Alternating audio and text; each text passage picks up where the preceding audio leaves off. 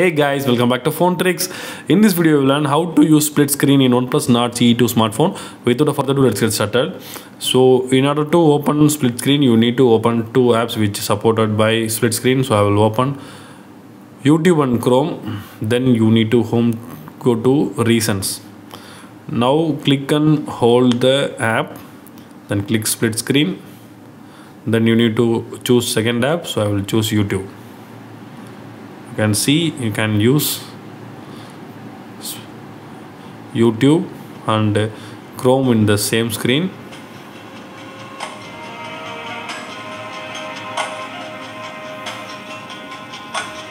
So that's all guys. I hope this video is very useful. If you like this video, hit thumbs up and do subscribe our channel for more interesting phone videos. If you want to exit the split screen mode, you need to drag down this bar to bottom. So that's all guys. Bye bye.